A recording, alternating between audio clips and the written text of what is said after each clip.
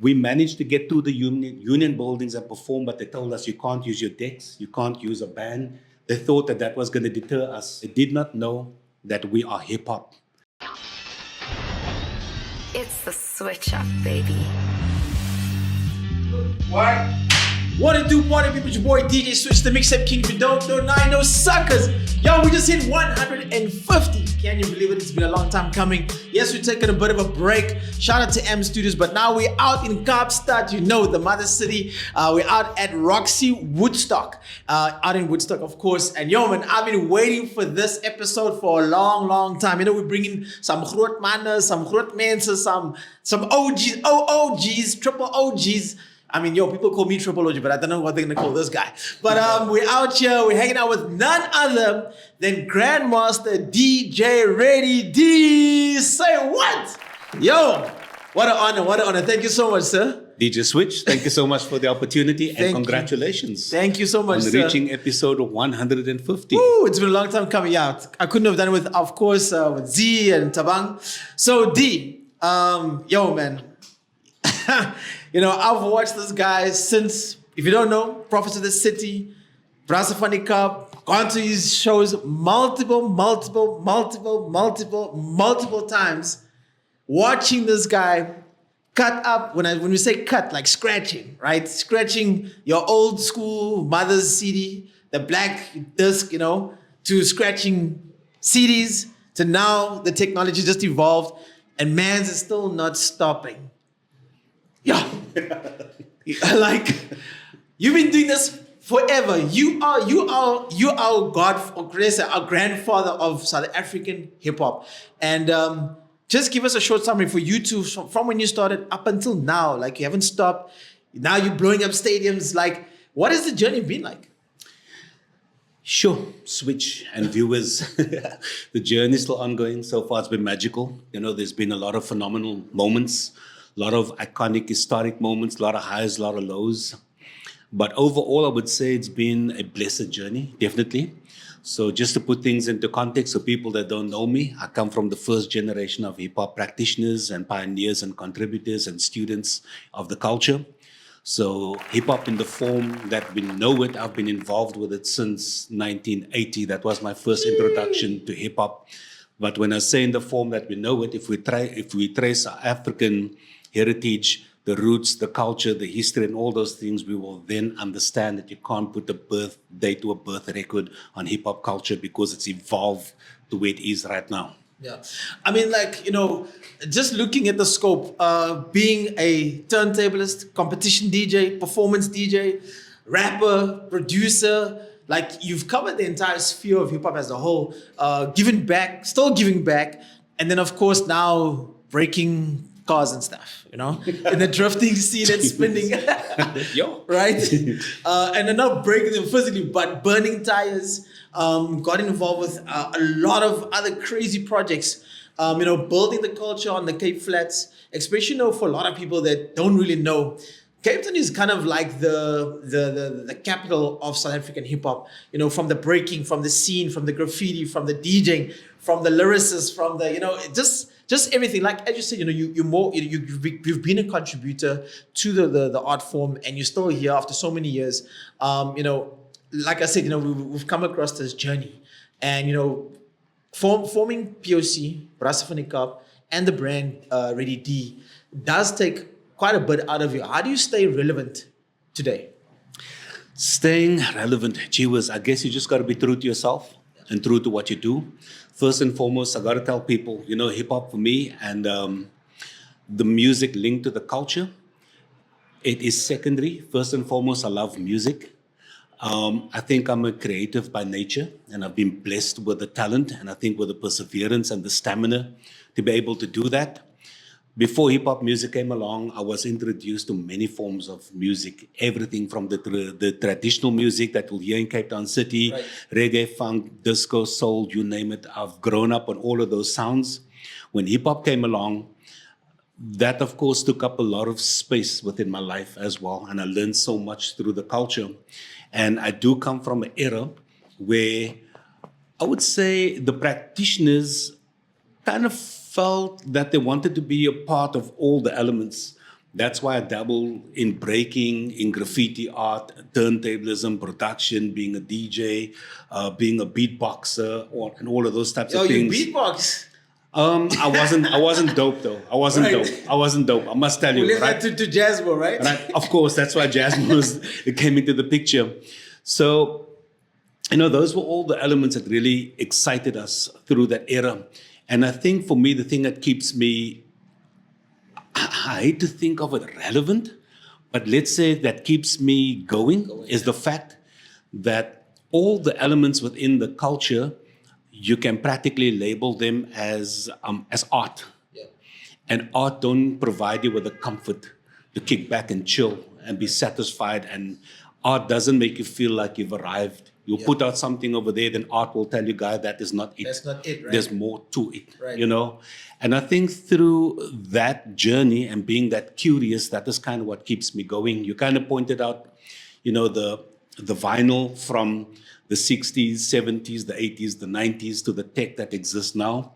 All of those things are tools that I love to explore and to see how much more I can actually draw out of the music and how much more expression Right. I can actually put into the performances as well. And I guess that's probably the ingredient that will keep me, I'm going to put this in inverted commas, relevant. Yeah. And I think people notice that. Yeah. Clients notice that. And based on that, I think that is practically how I get invited to participate in so many different spaces. Yeah, I mean, you've mentioned something else. We try to school as many people as possible, and it's like, when you say relevance, it's like, how can you keep up with the trends that's happening right now? Keeping up with the technology, and like you say, if a client is still inviting you, and we know Ready D as Ready D, and they're still inviting you, it just shows that with you adapting with the TikTok, because now you missed the social light now, right? Sure, I am. I've seen really become Mr. Socialite. You basically document as much as you can wherever you are, whether it be now just recently shutting down the opening for the Springboks. Shout out to you. Yeah, thank you. Rocked the entire freaking stage out Yeah. in Nelspruit, playing Super Afrikaans treffers Oh, yeah, no, I play everything. for everybody. Yeah. Right? And then not just once, but you also did it for the sevens, which you do every year. Correct, Right? yeah. You did it that with Ryan the DJ. Last year did it with the Gremlin. But let's go back because I think we're missing that the history is when at one stage when P.O.C came out, you guys actually got banned. Correct. Right? In South Africa, Oh, yeah. in the apartheid era. Yeah. And then you came back as Ross for the Cup. Was that the transition? Was that kind of the motive? Why did you get banned? Okay, just to give you some context, right? You mentioned all these performances and playing this Afrikaans music in stadiums and all these things.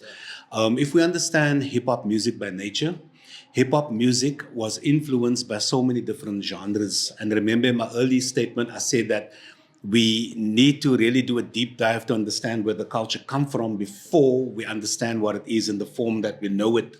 So hip-hop music was practically influenced by music from South America, from Jamaica. We're going into rock, we're going into jazz, we're going into soul, funk, disco, the list goes on and on and on. When we came across the culture, we started dabbling in all those sounds. So for me, being able to play an Afrikaans song, it's nothing foreign. I've been doing it since day one, since the 80s. I've been dabbling, putting Afrikaans records, Blessed Bridges and all these guys onto my vinyl and cutting it up. So for me, it's a territory and it's something that I'm quite familiar with. I think the era and the generation that see me now, they're like blown away. Wow, look what this guy is doing. But for me, It's like it's secondary. It's It's second nature. So I just want to throw back to myself as a Grandmaster Ready D. So I've collaborated with orchestras. I've dabbled in classic music. I've dabbled in jazz. I've been a part of a jazz band and different jazz outfits. I've dabbled in rock music. I've been a part of a whole lot of these rock escapades, if you want to call it that. I've been working in theater, I've been working in film, I've been working on stages and all these different places. So that kind of feeds my creative side and also the artist within me as well. So when I get these invitations to do the types of gigs that pushes the envelope and the boundaries, I become very, very exciting because I love the challenge of that.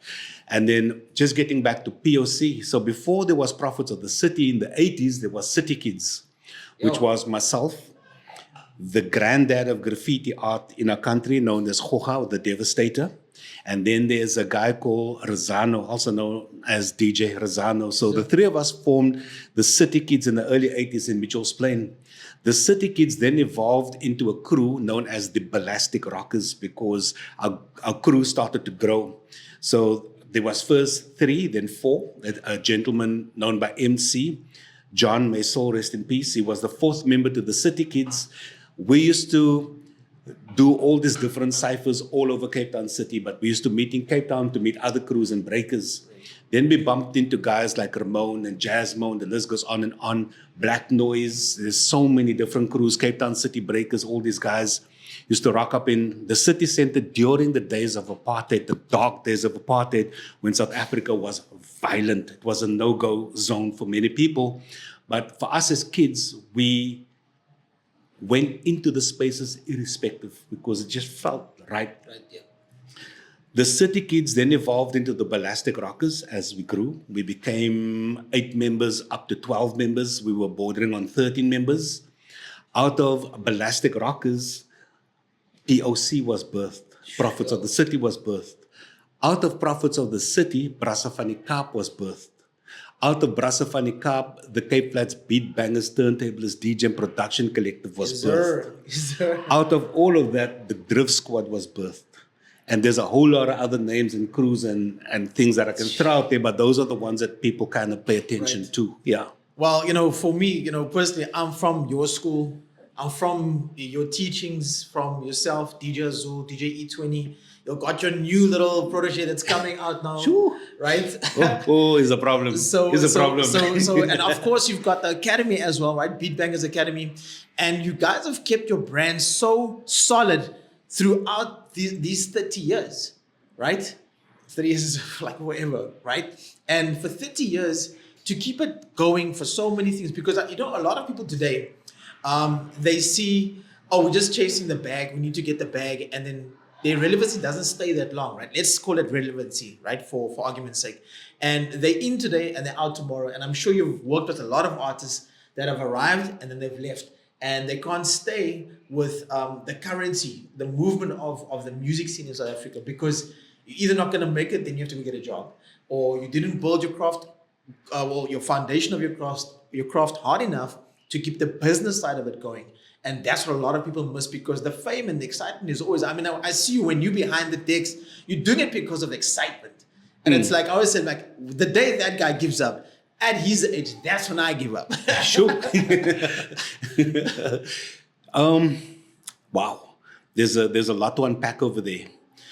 I think in terms of building brands, we didn't know that eventually what we do was going to lead to us becoming brands or having to build a brand, or we didn't know or understand that we're going to have to move into a realm that we need to become organized and structure what we do into businesses. So the only way you can do that is if you form the correct partnerships. You learn, you're constantly learning as well. It's in terms of what we do has never ever been an easy journey. Everything, all the input, all the resources are practically, it comes from each individual involved with what we are building as well. And that's what a lot of people don't quite understand, And for us to remain consistent is very important. My personal motivation is the fact that, once again, the art and creativity drives me. Yeah. The other thing is, we were among the last families to be moved out of District 6 due to the previous apartheid government's agenda into Mitchell's Plain. So I grew up in the type of environment that for a young man was extremely violent. I've seen death over and over and over. I've seen people shot. I've seen bodies laid out in front of my mother's house. And deep down in my subconscious, I knew I didn't want to be a part of this. Although I had friends and I was moving in those circles, but I did not want to be a part of this. So when hip-hop culture came along, it kind of provided me with that escape. So I think from a spiritual, psychological standpoint and emotional standpoint, I needed to attach myself to something that could possibly move me past that point of negativity. And even committing to that up until today is still a very, very hard thing to do, because we have so many challenges as human beings. We have so many things that we need to cope with on a day-to-day basis. Each of our lives, we have a lot of things that we need to pay attention to and invest into. And for me, looking at all of those dynamics and whatever the case may be, I think that is probably some of the things that kept me committed as well. So the minute the doors started opening up and we started getting opportunities, through our breaking crew, we started doing all these shows, we started to tour, we started to move from one town to the next town, from one city to the next city. More people started to pay attention. I think those things combined was also part of the motivating factor, that sends the message, number one, to myself, my family, my friends, that, wow, you can actually, do something with what you have in terms of the art form. So, yeah. Yeah, I mean, I think, just going back to, especially like here in Cape Town, I mean, it happens everywhere, whether it be in Joburg, whether it be in PE, whether it be in Cape Town. Obviously, the drugs, the gangs, that is still prominent in Cape Town. And you guys fought through all that by doing park jams, workshops, going to schools, that led you going to the event, you going overseas and touring in Europe, opening up for Limp Bizkit, Black Eyed Peas, the States, you guys were hanging out with, I don't know who else. I mean, we can go through all the freaking tags from concerts, the photos. I mean, and it's that's why I said, like, for you to still be out here rocking stadiums and opening up for our number one rugby team in the world is like, we have to give you your flowers. Thank you. You know what I mean? And no, it's like, it's, because people always go like, this hip hop thing will never last. But, from what I learned from the Beat Bangers crew, DJs or DJ E20, and yourself, and I remember when we did the BC1 tour. Yeah. I asked you so many questions. I'm sure this guy was like, not this guy again, No, not at all. Not at all. And I think it was just for the inquisitive, for me, I was inquisitive at the time. It's like, how do you sustain yourself with this? Especially with today that there's such an influx of DJs coming in. There's such an influx of artists coming in. There's such an influx of photographers, this and that and the other. And, I always tell people like, hey man, if you don't have a great product to sell, and how you package it and how you brand it, you're in trouble. No, absolutely. I think the hack over here is get yourself educated. Don't take shortcuts through life. We had to learn that the hard way. But thankfully, things fell into place over a period of time. And when I sit back and I reflect and I go, holy mother, if only I had to stay the course. Right. Go to school, go to university, do A, B, C, D, and E, and take all of that knowledge and implement it into what I'm doing today. I would have been where I aspire to be much quicker. Right. So I would definitely advise that. And then the other thing is you need complete commitment and intent as well. And in South Africa specifically, we have a very small community, and this is what people don't understand. Do not burn your bridges. Oh, claps. Don't sit on social media moaning and complaining and just beefing all day. Everyone's watching. 100%. Yeah. You might be sitting here today. Tomorrow I bump into you, then you got a job somewhere else, and then I must sit across the table with you. But now I'm going, oh flip, I dissed this guy bad because he didn't want to put me on when he had the podcast or whatever. But now I'm depending on his decision. This is just examples that I'm making. So through the years, this is an occurrence that has been happening all the time. One minute you're working for the energy drink, tomorrow you're working in a tech space, then you're working somewhere else. And I'm bumping into so many people, and now there's a new wave coming into those industries as well. But the thing is this, you've kind of built yourself on beefing, but you're trying to get into the industry and you're trying to be a part of an industry. So those are some of the things that are going to create roadblocks and hurdles for you. I'm not trying to say you won't make it, but maybe in certain areas where it counts and what you're depending on it might not sit well because people cannot, buy into that type of personality and that type of conversation. So there's quite a lot of things that we need to think about, but I think the intent is right. If you need a strong team, you need people that you can trust, and you're going to need stamina. That's one thing. Stamina, sure. If you don't have stamina, forget about it. That leads into the next question. Have you ever wanted to quit and say, I need to get myself a day job? Man, I wanted to quit on so many occasions. I always consult with my wife. My wife says yeah or nay to everything. Even when I'm producing a beat, I'm working on a routine, I'm putting together a set, I'm thinking about A, B, C, D, and E. Yeah. I always pass it by her.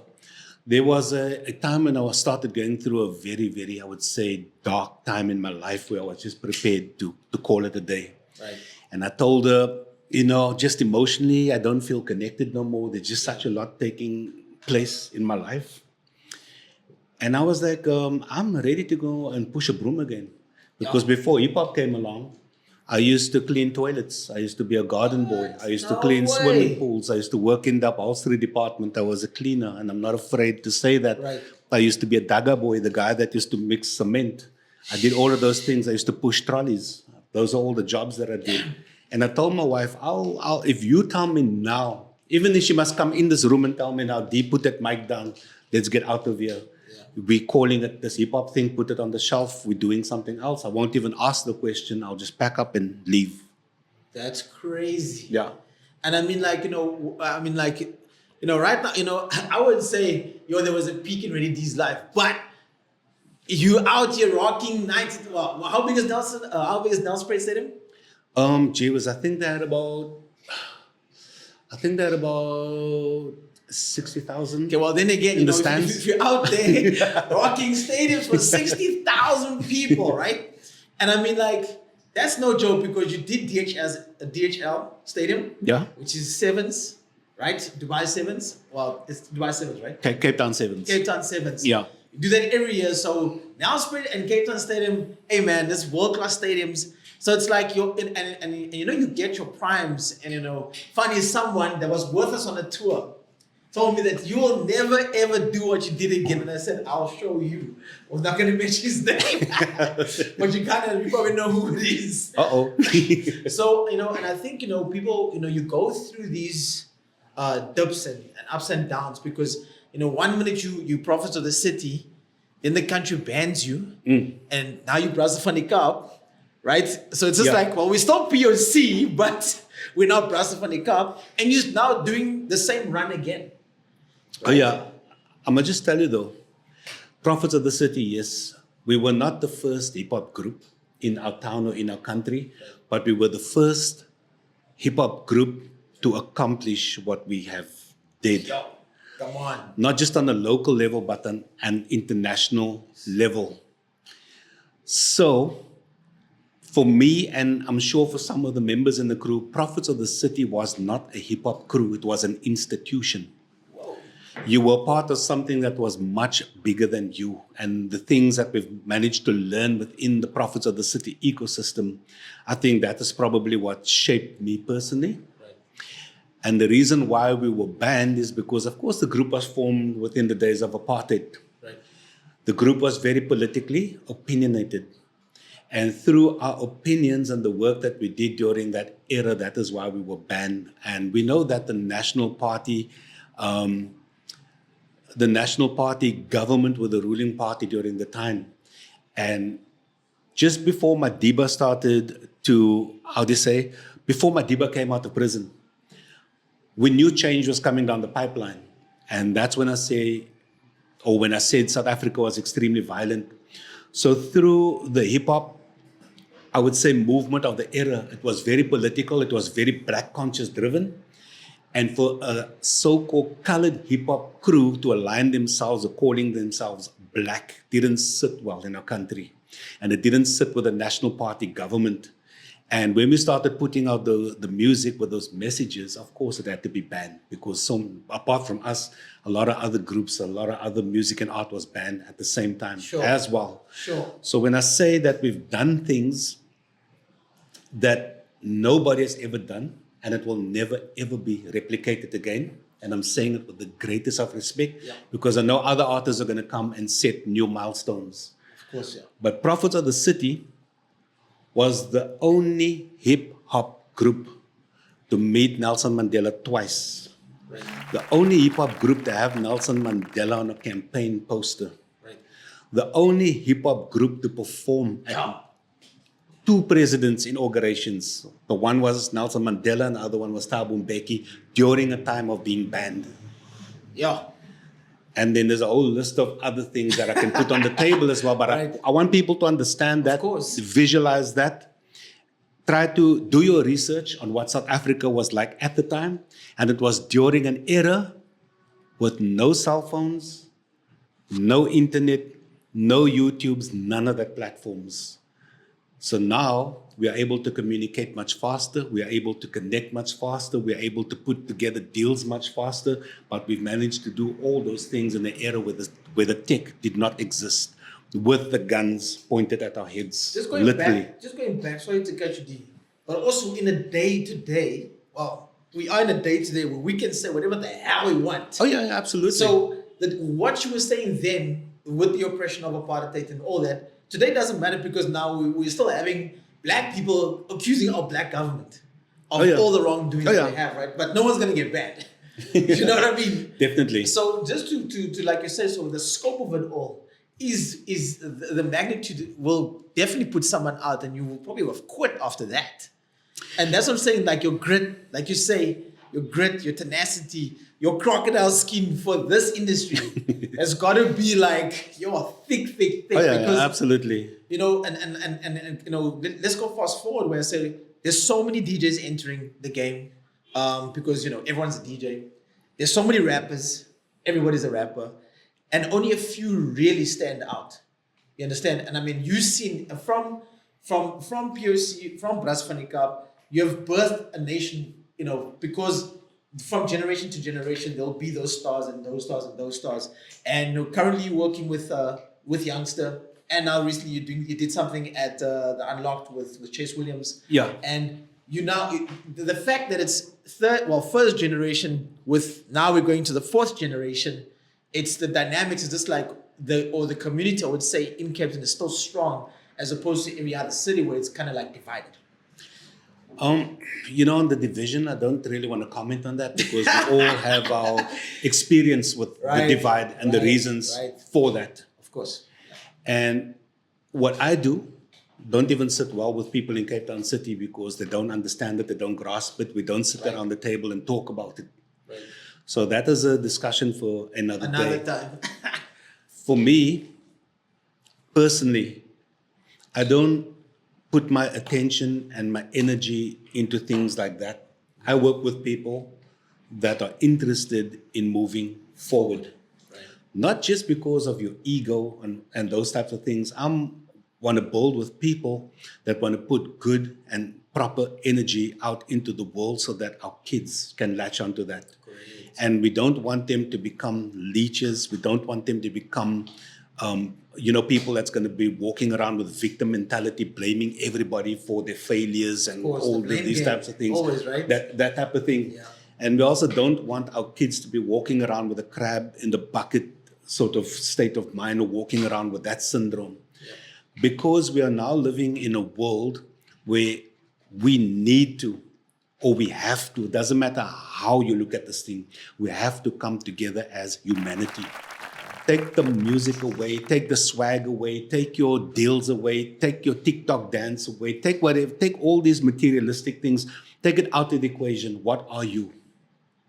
Knowledge yourself, guys. Come on. You are a human being. The buzz And for me, that is very, very important. How do we move forward as humanity, as human beings first and foremost?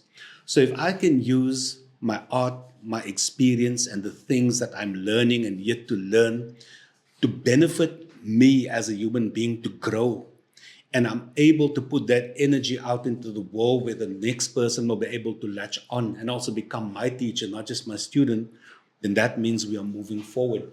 Right. And this is the reason why I work with certain people and why I steer away from the others. Right, of course. Hopefully the universe will bring us together in a better circumstance, which I do hope for. But then again, in certain instances, things were not meant to be. Right. So we have to just continue with our journey, and we know exactly what we are working towards. So that's my take, on this discussion. Your first set of turntables. Oh yeah. By the way, it's like those big things have got. Now he's on the new swag, he's on the CDJs, but. In the beginning, when you start in this industry, you've got to save some money to buy the equipment because if you invest in your craft, it'll pay you for ever and ever and ever and ever and ever. How did you obtain your first turntables? Well, my very first turntable was a broken hi-fi unit. It was an all-in-one unit.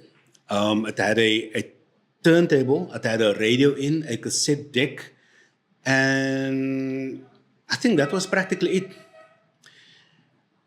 So I messed around on that unit, but I didn't have a mixer though. I shorted a mixer.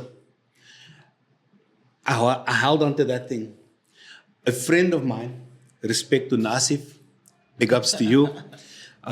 He's also, I would say, one of the first guys that contributed to hip hop fashion in our Urban country. gear. Urban gear. There we go. Nasif gave me a turntable that his family had for many, many years. So it was a Lenko in a wooden box. And it wasn't designed for hip hop whatsoever. It was just designed to play music. Correct. I managed to modify that thing, and then my hi-fi, the broken one, I turned that thing on its side, and it had a rotary knob, a round knob. And I would modify that turntable, plug it in there, and that was my mixer, and that's how I used to practice my scratching. What? So here's a fun fact. During that time, the Ballastic Rockers, myself, Goga, and Ramon will land a gig that gives us our first contract. I'll never forget it. We signed on the dotted line for 100 Rand. The contract paid us 100 Rand. We toured South Africa as breakers in a theater play. I took money from that $100 and I bought myself a mixer. Through the journey, I went to a pawn shop, the second-hand shops, and I bought my second turntable. I was still working at the council, pushing brooms, cleaning up the workshop. And while I was working there, I made my first slip mats from offcuts that fell on the floor. I cut the felt out, that was my slip mat. My record cleaner was all wooden blocks that also fell off the table. And then I would wrap that with foam and I would wrap that with extra felt to come and clean my records. My headphones, those, what you call those ear protective goodies that they use on the construction and stuff, yeah. Sound protective, yeah. Yeah, those goodies, it looks like headphones. That was my first headphones. I used a pair of that and I took a Walkman headphone. I cut it out, I modified it, and I put the Walkman little headphone, the speaker part in there, and that was my DJ setup. Fun fact, I won 2 South African DJ championship titles with that equipment. Come on. Guys, you're getting schooled right here. This is none other than Grandmaster DJ Ready D. I'm from your school. I tried to learn as much as I could when I could get into this guy's space, right? There's another DJ called DJ Azul. I took most of his time, but what D's telling us right now is just a lot of history. Like, we did like a 5-hour show to really capture the essence and everything. And I mean, if you go to some of the history and the events that you guys would do, like at the base, right? The jams that were there. Yeah. Where it's packed out and people are just there to come and listen to either rock music. They come in to listen, they're all dressed up. I mean, guys are speaking about the early 80s now, or late 80s, right? Yeah, we're going back to 1983 right now. I just got to tell you something very quickly. And I know there's a lot of people from Joburg that watches your podcast, and thankfully we are doing so as a country. And I want to point this out with the greatest of respect. Yo, man, let it out. The greatest of respect. Vent, my man, vent. No. This is not a vent. This is just putting things straight. Yeah. Right? I am not the only person that was there because we built it, we contributed to that. So a lot of people will use Lick Club in Joburg as a reference point for where hip hop started or the culture. Yep. Righto. Lick Club was inspired and built on the formula used in Cape Town City. Before the base, we were then taken to a venue called Teasers, not the strip club. I was about to say Ramon out there spinning with his Remember I told you we used to meet other crews in the city to jam and battle and all these things? Friends of ours from Lentegel, Mitchell's Plain, and this is also respect to Nasif because he dated one of the girls, that took us to this club called Teasers. And they were into the whole rock scene. I didn't understand it at the time because remember, we're going back to 1983, 84 Right. during the dark days of apartheid. I didn't understand that the culture was very, very different at the time. We were then introduced to the space. So our crew used to go to this club called Teasers, where they used to play rock music and reggae music. We would get like 2 minutes to break in a cipher. 2 minutes became 5 minutes. 5 minutes became 10 minutes. More breakers used to come because we used to tell them we're going to Teasers, to the matinee. Right. And at least we had a safe place where the cops and the security guards wouldn't chase us away. Then one of our breaking members, he became a DJ in Club Teasers because he could play for us. Between myself and Razano, we had a collection of hip-hop vinyls. So then the 10 minutes became 20 minutes. More crews started coming. 20 minutes became a half an hour. Besides the breakers that came there, the freestyle dancers used to come, the hip-hop dancers used to come as well, and the boogie burners used to come.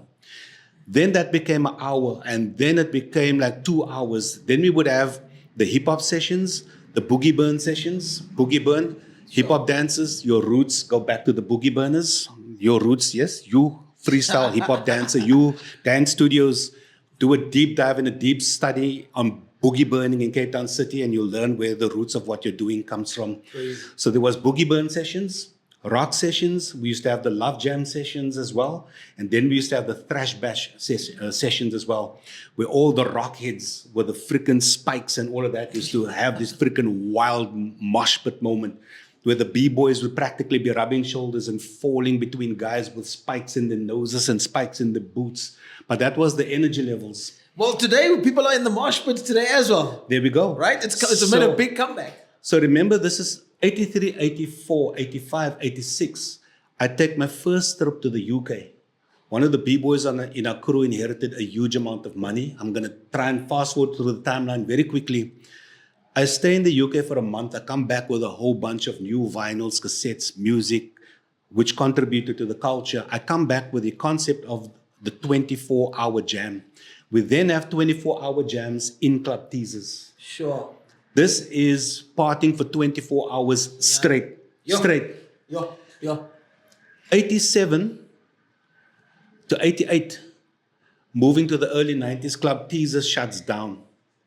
There's no lick club in Joburg. No lick club in Joburg. Nothing. Then we moved to 88 Short Market Street, and that became the legendary and the iconic base because things have evolved right now. More crews, the movement has grown. So we're in the base, we're doing the ciphers, we're building on what we've built at Club Teasers. More crews, more DJs, more everything. The underground music culture, and I would say the counterculture was built, and hip-hop culture was practically built on the streets and built in those spaces. Well, fun fact. Just want to throw back to the club. Give us the facts. Not too far from where we are right now, here at the Roxy's, on this road, there was a very famous nightclub called Le Club. The DJ that played at the club was a DJ called DJ Superfly, who was a DJ god in his era. All of us growing up as kids looked up to DJ Superfly. Superfly sounds like it's from Pootie Tang or something. No, I promise you, if you had to see that guy in his era, no. Nobody, nothing touches DJ Superfly. He was ahead of everybody with the music, the vibe, the energy, the dance, everything. So Le Club is the most popular club in the country, the commercial club in the country. A DJ from Cape Town City relocates to Joburg because he was inspired by Le Club. He opens up Le Club in Joburg. DJ Blaze and Bionic approaches Dion to see if they can run a matinee at Le Club. Prophets of the city had already made their way into Joburg, and we're homies with Bionic and Blaze. Le Club opens, and Le Club practically replicates what was happening in Cape Town City. Damn. Do you know, have you heard of Le Club? Have you heard of Le Club? Yeah, no. Okay, so damn. If you only knew. And Prophets of the City recorded the hit out of music video in the club as well. Go do your research, go check. We're going to put it at the bottom here. We obviously can't play the entire video. Ate It Up is a very, very iconic song. And of course, I got inspired by watching you guys back in the day, now I'm going to reveal my age, right? So back in the day, black and white TV, 37-inch. Sure. And it was black. The TV was black and white on the outside too. That's how bad it was. And I just saw you, Ready D, take a basketball and scratching the records via turntable. And I'm like, what did I just see? Yeah. And then you see Ramon, who's the #1 freestyle dancer in the whole of South Africa that birthed all the breakers you see today, right? He is then, popping and locking. And in my young age, I just like, that's what I want to do. Wow. And, that's what until the day when you come to reality for the first time on the rooftop. Yeah. It was Baby L, Ramon, Kocha, obviously you sprang the whole club, finished. There we go. And then it's yourself and I don't know who was rapping that evening. There was B-Boy Cheese. But there Cheese was was there, Nigel. Shorty was there. Cheese, Nigel. We had quite a big collective of breakers from Cape Town. That day was the first that I stepped into a circle and broke it down. But it was also my first 6 to 6. So you leave in the morning, right? So you're not going home. You're not catching a cab. You're in the middle of Joburg CBD, and it's like we're only leaving when the sun comes up. Obviously, today that doesn't happen anyway, unless somewhere else. Now, that was for me was quite a pivotal moment where I said I wanted to do this really intensely, and that's where we formed Static B-Boys. Yes. And then that eventually grew into something else, and we're working together.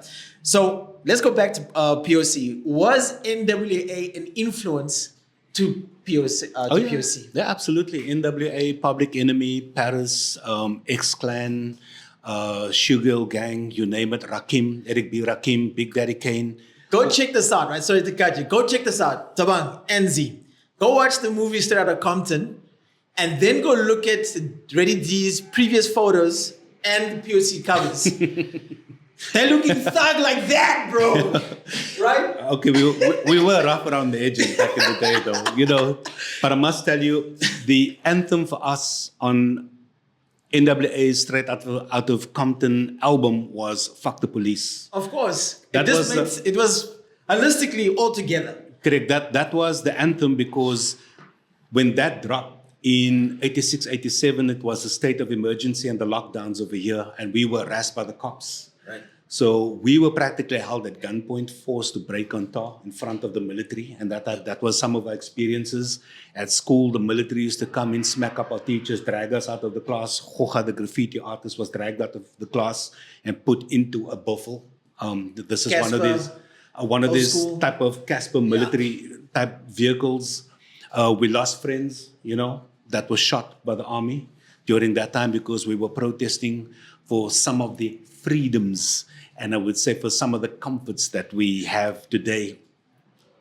So yes, NWA resonated with us, Public Enemy resonated with us, Black Consciousness resonated with us. We formed the African hip-hop movement during that time as well. So with these young kids taking it upon themselves to get themselves educated other than what was fed to us by the school, because we know we were fed information and history that taught us to hate each other, hate yourselves and hate the person next to you as well. So through that music that encouraged us. So we were looking into ourselves and what was taking place here. And when Prophets of the City came along, of course, we amplified the message because South Africa was going through that transition where we were going to go into our democracy.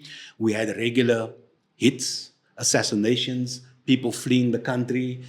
Our country was burning at the time. And of course, we needed to say something about that. And this is how Prophets of the City also became banned and censored up until today. Sure. The ban has not officially been lifted.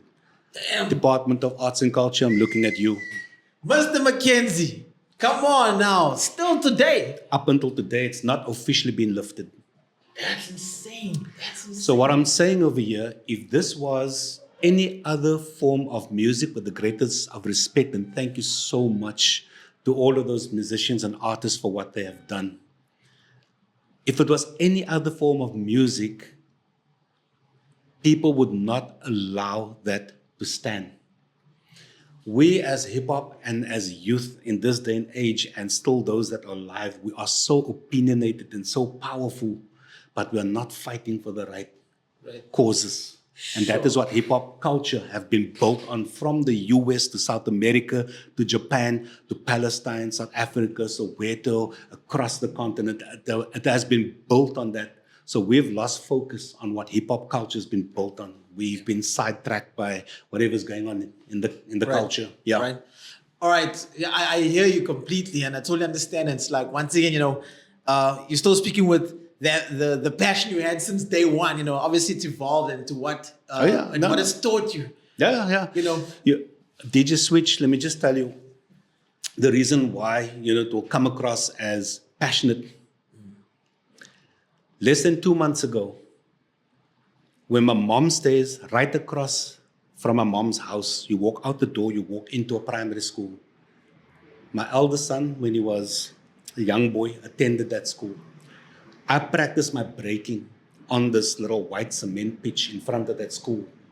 My life was saved there. Remember I told you I was running around with the wrong crew?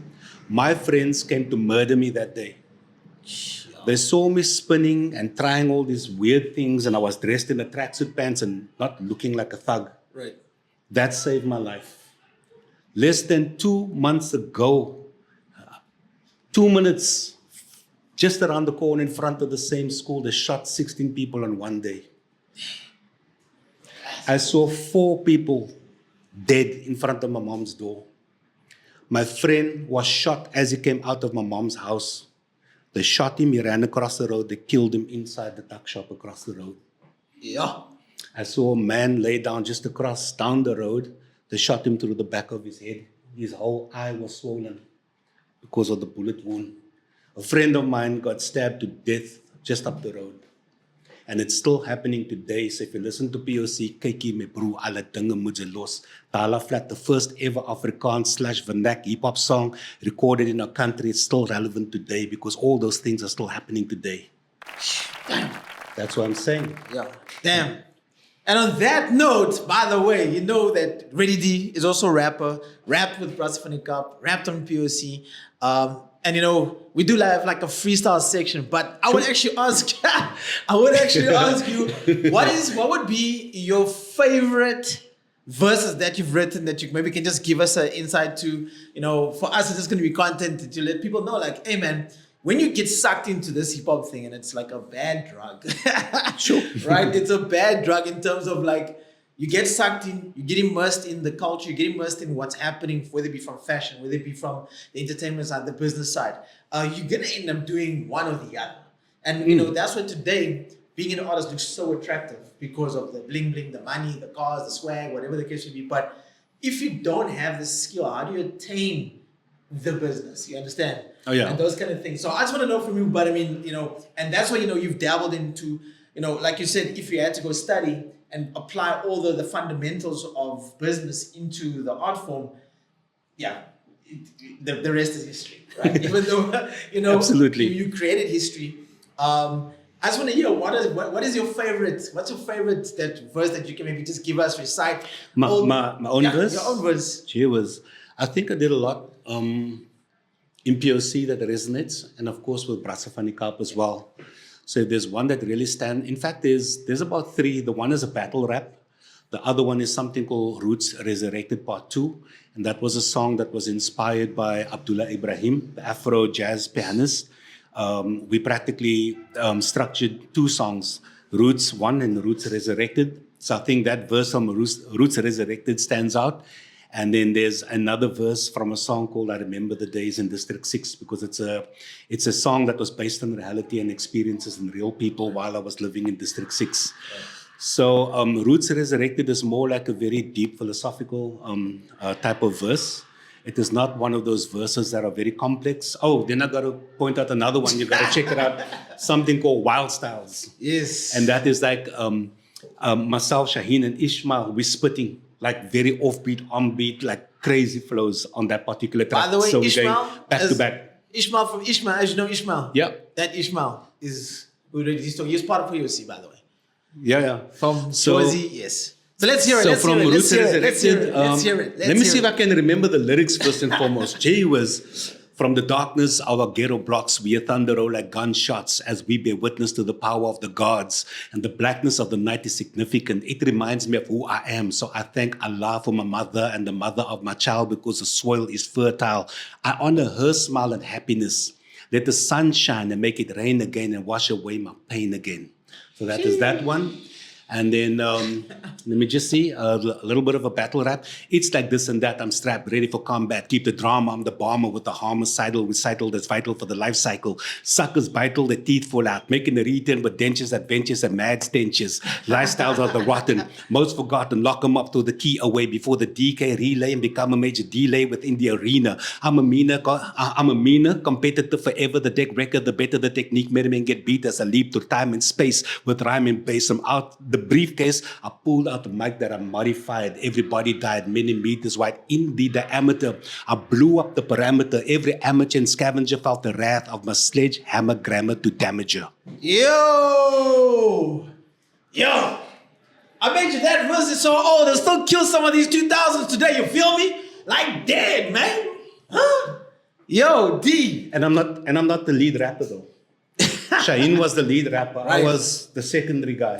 You guys, the hype man. So if you think that was the verse, go and listen to Shaheen. Shaheen was light years ahead. Even up until today. Right, so Shaheen was the lead rapper in Prophets of the City. You guys also went to the States to kind of share the history of, so you guys were invited to go and share the history of South Africa. And that was back then. You went to a couple of universities out there as well? Correct, yeah. When we went to the US, we went on this this event called Dance Africa. It was practically a theater production in the Chicago theater, practically. And this was to celebrate the dance and the expression of Africa. Right. And that took us to different schools, high schools. It took us to different universities to share the story and also to do the performance, because the music, the choreography, and the type of show that we put on in the US and elsewhere in the world was things that people have never seen and heard of before.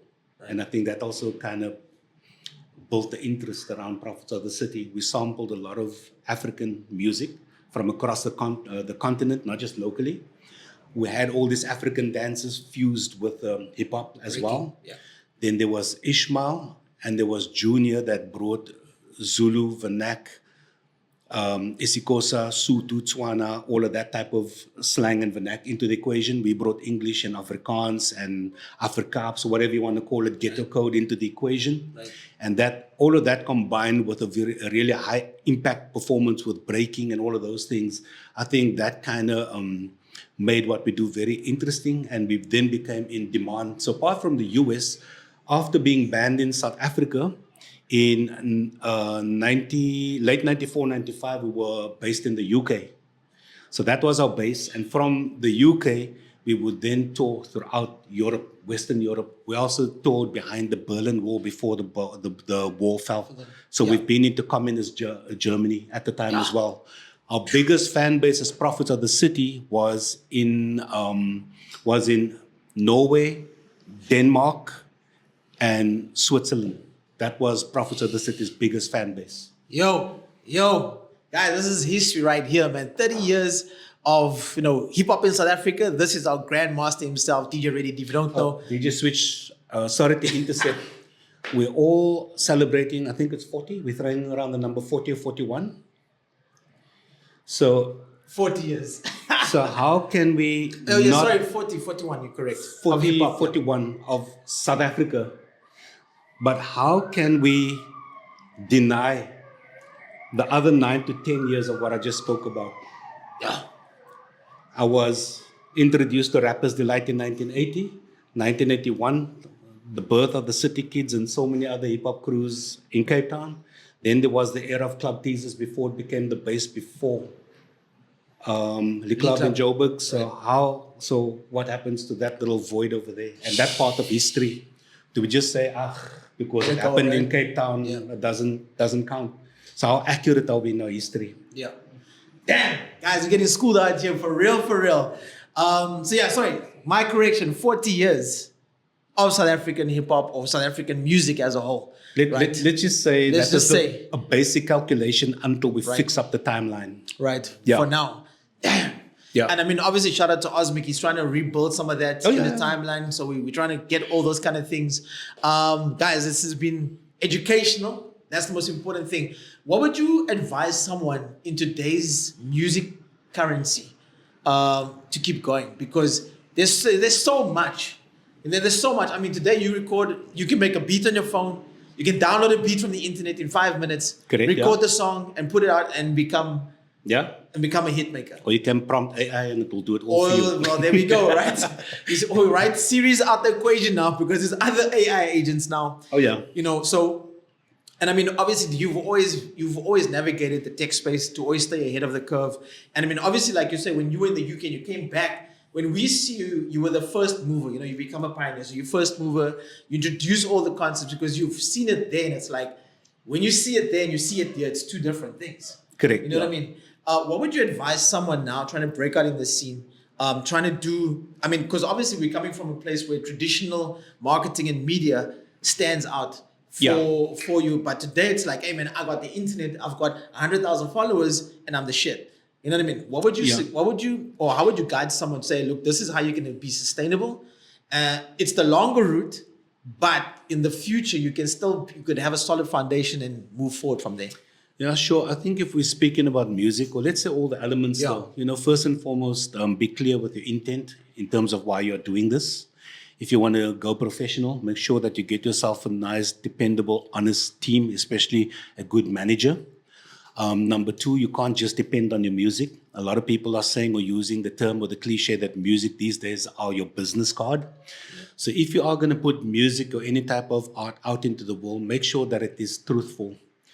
Earlier on, you raised something very interesting about how you're going to stand out, because we know that the industry, the scene, the culture, whatever, is oversaturated with rappers and dancers and all these things. As South Africans or as Africans, we have barely even tapped into our culture. So that is the secret and the key right there. Tell your stories, tell our stories. Yeah, it's cool to be drilling out there and talking about lean and gunning the care of the way we are doing. But how are you going to compete with Central C? And there's already 1 million Central Cs in Europe and all those other places. And those are countries that some of our artists aspire to break into. So if you're going to be putting on the accent and you're going to go with the demeanor and whatever the case may be, why must I spend money and invest in you when I have 1,000 Of them coming of to them the front right door? here? Correct. And it's going to cost me less money to put them on the ball. Of course, yeah. I mean, You see, That's you the see what chance. you see what I'm getting at. Yeah, that's the But chance. if you are able to tell your story and you're coming with your reality and you're coming with a truthful intent, then by default you're already going to stand out and you are already going to be chipping away at that as well. So if you look at all the successful bands, Prophets of the City is just one of them that have toured and that have made their mark from a hip-hop standpoint abroad. Look at Black Noise. They've had multiple experiences in chipping away and making sure that they are felt on the international stage. Look at Godessa. They've done similar things as well. Then you go into the jazz arena, you're looking at Yuma Sakela, you're looking at Maria Makebas, you're looking at Abdullah Ibrahims, and the list goes on and on and on and on. What did that people bring to music? Their own individuality. They spoke about their realities and what they know about, and the international community practically invested into that. I don't want to hear about what's going on in New York, in Atlanta, whatever, from somebody that isn't even from there. Yeah. Tell me a little bit more about Cape Town. Tell me a little bit more about Googs. Tell me a little bit more about the Cape Flats and those types of things. Right. So that's just my opinion. Yeah. Take it or leave it. That's just my opinion, and I can't dictate to people this. But this is me speaking from experience. Yeah. When we jump onto stage, I can only use myself and what we have done and our experience as a reference point. When we jumped onto that freaking stage in Denmark for the first time, Ishmael and Junior came with the vernac. We came with our vibe and our energy. People didn't understand the language, but they felt the energy, the aesthetic, the visual, what we put out there. They would not let us leave the stage. We had to Sure. do about 5 encores we didn't have any more songs to do, and we just ended up freestyling the rest of the show. Best show? Okay, best show to date? Was that be it? One of it. One That of was it. one of the best shows. Okay, best show after COVID. Sure. You know, for me personally, I'm not going to point out any experience as a best show, because every show for me personally have its value and it has its lessons. I don't care. One day, as I pointed out, I'm performing to 60,000 people. Then I find myself in a space where there's 150,000 people. Then I'm in a space again where nobody rocks up, then there's 2 or 3 people. Or you find yourself in a very, very different space Right. with very different people. And each one of those moments are lessons, it is celebrations, and it is something for us to grow within based off that. That's why I'm not going to put place of value on a show experience. But I must tell you, at Nelson Mandela's inauguration, after we recorded the Age of Truth album as Prophets of the City, word got out in the industry that these guys are revolutionaries. These guys are saying the craziest things. These guys are not here for Kumbaya celebration. Right. Then word got out, banned him. Our manager, Mr. Lance Stir, fought tooth and nail to get us on that stage at the Union Buildings in Pretoria. Word got out in the industry, and we know that there was a select few that control the whole industry. So if the word gets out by one, you ban nationally. Forever, yeah. We managed to get to the union buildings and perform, but they told us you can't use your decks, you can't use a band. They thought that was going to deter us. We had the journalists from rap pages follow us. That's the testament right there, apart from the other things that were documented. They did not know that we are hip hop. And we had Jazzmo, the human beatbox that provided the music with his mouth. And that's how we performed at the union buildings. So if you want to know what hip hop is, ladies and gentlemen, there's a prime example of hip hop on a deep level, apart from the other stuff that I said. Yo. Biggest malfunction as a DJ on stage. What's the biggest, where everything just shut down? How do you recover from that? You don't. I think for a DJ or artist, if your equipment or anything goes wrong, the lights freaking shut down, the needles break, your computer crash, or those types of things, it is very, very hard to recover. Yeah. So you try to keep your chin up, and you try to put on a very brave face, but you got to dig deep into your soul to see how you're able to continue. So once again, I want to go back to Prophets of the City very quickly, and I just want to use this as examples. So when you are DJing, right, we are playing the backtracks either from the vinyl or you're playing it from your computer, whatever format you're using. Once that shut down, it shuts down. So what then happened is we had a reunion performance of Prophets of the City at the Cape Town Jazz Festival in 2015. Then we had load shedding in the arena. Load shedding kicked in, boom, close to the end of our performance. The electricity cuts out. The emergency lights come on from the generator. We had no mics, no backing tracks, no nothing. Shaheen, Ramon, and the crew jumps off the stage into the crowd, and they form a cipher, and they're rhyming in the cipher, and the show went on. Sure. No electricity, no backtracks, no music, no nothing, and we had to wait until, everything came back. We know that's not going to happen today. You're just going to walk off stage and be like, I'm out. Peace. Right then, and the freaking people went wild. Guys, you guys are getting it firsthand right here. You guys are getting some deep dive conversations, things that have happened that you don't even know about in hip-hop history, in South African history. And coming from the horse's mouth, not that you're a horse, but anyway, coming from the man himself, the Grandmaster, DJ Ready D. Grandmasters, when you how do you get the title of Grandmaster? The title Grandmaster was bestowed upon me through Hype magazine a good couple of years ago. I wasn't there to collect the title, but they sent down the award, and they also sent down the letter of, or how do you say, the letter to confirm that they feel that I needed to be sort of ordained as a Grandmaster. And I assume it's for all the efforts and everything that we spoke about, those little contributions, but mostly the letters. And I take it as a opportunity, and also I take it as a blessing, number one. Shout out. Hopefully it will give me more life and give me more opportunity to learn and, somehow contribute. But that's the thing. That's what I'm saying. For all these years, you've been feeding your family from Wiki. Oh, yeah. And Remember the broken turntable? yes, Not having a mixer? That's where it started. guys, Who would have thought the broken turntable will one day be able to put a roof over your head or take you to the point where you're able to put a roof over your head and put 2 kids through high school? damn. It can be done, DJ Switch. There is Yes. there is a way.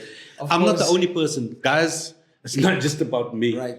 And I wasn't the only person. The one thing I want to put out there, and I'm hoping that this makes it into your podcast, Grandmaster Eddie D was never, ever a one-man show. Never, ever. Right. Yes, the names out there, the way the media will portray it and the way people will see it, you'll think, this guy did it all by himself. No, there was a huge amount of phenomenal, trustworthy, critical people that was in my orbit and still is, that kept me grounded, that helped me to get from one stage to the next. And up until today, I still depend and rely on that people for psychological, spiritual, and educational support. Yo, guys, you better rewind this whole podcast and take down notes. You're getting super gems, super keys of how to sustain yourself, how to maintain. The number one thing I've always admired about Reddy is the humbleness. And you've been around the world, from car shows to TV shows, Sure. to your own show. Geez, you did the Fat Joe show, you did Mzansi rides, you did Cape Town TV show with Mr. Azul and Mr. Fat. R.I.P. to Mr. Fat. Yeah. Decktails. Decktails, which we then reinvented, called video mix, right? And I mean, like you sit back and you're like, damn, this is all the stuff I had done. I mean, how many times have you come across? And the only thing is, I mean, a lot of people come back to you and say thank you, and that's why, thank you for coming up, because you were my inspiration. You've been my mentor to become the DJ Switch I am today. Thank you. Prophets of this, with Brasvinica, from breaking, from doing the crazy stunt shows. Sure. Yes. I remember that. The first African stunt show where we would incorporate breakdancers, incorporate DJing, the music, the extreme sport, BMX and skateboarding. And inline skating. That's how I got to hear of Morgan van Staden the first time. And I was surprised to see you get into breaking. I was like very, very surprised. Right. But I thought it was amazing. Right. And for people that don't know, this was one of the best inline skaters in South Africa that competed on a very, very high level. And this is practically how we started to get to know each other through that, the Alex Grohl competitions. First was the South African champ, Sonny Gawami. Correct, there we go. And there is footage. We're going to share that footage. The footage is available. The Easter Rand show, don't forget that. Easter Rand show was probably the biggest show. Where there was the Metro FM party and the YFM party, our show was just as big as those shows. And when you go along, like especially when you come across spots where you're doing these shows, like I said, going back, Dee's always been a very humble person. If you check out, he'll give you the knowledge, he'll share it with you. What you do with it will be the next thing, will be the next move. Because just like, he's birthed the likes of Ryan the DJ, right? If you know him, you'll know DJ Ready D. If you know me, you'll know DJ Ready D. And it just goes without saying that, thank you for your contribution. Thank you for just staying true to yourself and not giving up when it was tough for you. You know what I mean? Because if it was tough for you, it would have been tough for everybody else. Because sometimes, and I always tell people, like, even when we do our events, we just need one person to impact, because we don't know what that person can do with that light and going forward. So, Ready D, this is just from the Put Me On Switch podcast and the team. I want to say thank you to everybody who's watching. You've been an inspiration. You're still doing your thing. By the way, check him out. You're still cutting up the decks. You're still, you got an academy right now also. Yeah, we do the Beat Bangers DJ Academy right now. We got a non-profit organization called GCAP. It stands for the Great Cape Ambassadors Program. Okay. So we're taking all the lessons and the pillars from hip-hop culture, and we're practically using that as an educational mechanism to drive the organization. But it's not just hip-hop driven. The academy, as far as the Beat Bangers DJ Academy, yes, it comes from a hip-hop foundational basis, but it is practically open to all forms of music and all genres, because we teach DJing from the ground up. Right. And then Through GCAP, we work with youth specifically. People can check out our pages, all our social media pages, if you want to kind of get a sense of what we do. So GCAP has been in existence for about 13, 14 years right now, and there's a whole lot of stuff that we do through there. So the one program is GCAP. It's GCAP. Think of that as the mother or the body. The Beat Bangers is one of the programs. Another is SR4A, and this is where the cars come in. So we do road safety, and we use drifting as a tool to teach and entice young people to come into the programs, to teach them about road safety and to warn them about the fatalities and all these things. And then we also have something called Kids Music Fun. And this is a program or an initiative that practically was born out of the pandemic and a need. We managed to go into a community that was living below the poverty lines, they needed assistance. We took whatever we could at the time into the area, and it became a fun day. We didn't want to turn it into like a standard or a normal feeding program where people have to queue and look like they're begging for food. We didn't want to patronize people. We turned it into a fun day, and thankfully, through the likes of the Concrete Apostles, your Curse, B-Boy Curse, B-Boy Shorty Blitz, Barry, the list goes on. All those guys came on board to help. DJ Sophia, DJ Thea, Hoops for Hope, the list goes on of people that came to support us. And we're now taking kids music fun, and we are now busy converting that into a self-sustainable youth festival that the youth and the community will own as soon as it is built and it's ready to hand over. But they are part of the initiative every step of the way. So there's educational programs that's linked to that as well. And we activate every December. Wow. You mentioned one of your youngest female DJs, DJ Sophie. DJ Sophia, yeah. Yeah, and she was also DJing on Group FM when you were still there. You're now on, she was, how old is she? DJ Sophia started on my show. And let me just put this into context very quickly. So I was in radio, or should I say in the SABC Good Up FM ecosystem for 16 years. So I used to do the night shows, and then they decided to put me onto a daytime primetime slot. Just, I would say, midway through the tail end of the pandemic. And I went with the concept that I wanted to give people a good time and have mixes and have music playing. So we had a selection of DJs that we always worked with, but I wanted female DJs. We had Kixie, and there's a whole list of local and international DJs that I had on the show. But then I saw this little young girl playing. She was only 7 years of age. Oh. And then I brought her onto my show, and she practically delivered what any professional DJ could deliver, and she even surpassed that. So she was on my show since the age of 7 years old. She is now 12, 13. And then DJ Thea is the other one as well. Yeah. And DJ Thea is a year older than her. So I had DJ Sophia, the youngest female professional DJ on a commercial mainstream slot. DJ Thea, and then they were later joined by DJ Tatum. So they're the three youngest DJs doing things on a pro level that I brought onto the show. Yo. And just to give you context, DJ Switch, just to get the radio thing out of the way, I have walked away from Good Up FM. Yeah. I've now been granted the opportunity to build at KFM. Right. But just to throw back to Good Up FM and the work that we've done for the culture, we had the cypher sessions that was running on Wednesdays and then on a Thursday. Thank you so much to DJ Easy and Celeste Mitchell for helping me build. We did a rough calculation. Through those doors, in the time that we ran the cypher over those years, we had over 2,500 rappers come through the doors, including Public Enemy, including DJ Jazzy Jeff and Mad Skills, including Africa Islam, including Grammy Award winner Lecrae. Sat in the cypher on that show as well. And then we're looking at a whole list of MCs that came in from all over the country, including rappers and performers from Sweden, Switzerland, and we had dancehall reggae cyphers as well. Yo, guys, this is a packed show. If you're not with it, you're not with it. Trust me. And we're gonna come to the end of the show now because this is a long one. And thank you so much for shedding some light, DS, as to what the history of music as a whole looked like from back then up until now, and kind of your battles, and you're still here. Still actually just battling with everybody else because, make sure you check out his DJ Academy, Beat Bangers DJ Academy. Check out GCAP. GCAP, right?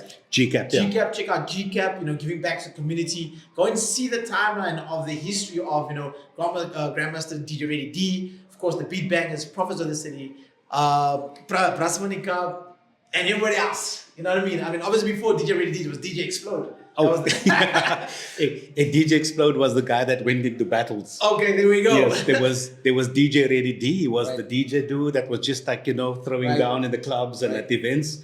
But when competition and battle came, then he would morph into DJ Explode, aka the Black Battle Cat. Yo! Then the persona and everything changed. Then the camouflage comes out, and then we're going to war. You don't want to see Ray D when he's in his element performing. It's like, yo, bro. But D, thank you so much for coming. No, thank Really you. appreciate you on being on the show. Thank you so much. Well, thank you for the opportunity. Thank you once again to all your viewers. Thank you to all the people that I didn't get to mention. Thank you to everybody that still constantly, provide the necessary lessons for me to latch onto. Right. And once again, guys, ladies, I know we become very critical and we become very opinionated on social media. Yep. Please bear in mind, I am a human being. I am not perfect, and I'm still learning, and I'm still doing my best to contribute, and I'm still trying to remain as human as I possibly can with all the trials and the tribulations. And of course, we are going to make mistakes, and hopefully we can learn from that and build upon that once again for us to be able to move forward first and foremost as human beings. Everything comes after that. What a privilege, what an honor. And just like that, for myself, DJ Street, the Mixtape King, and of course, Grandmaster DJ Ready D. And just like that, we out.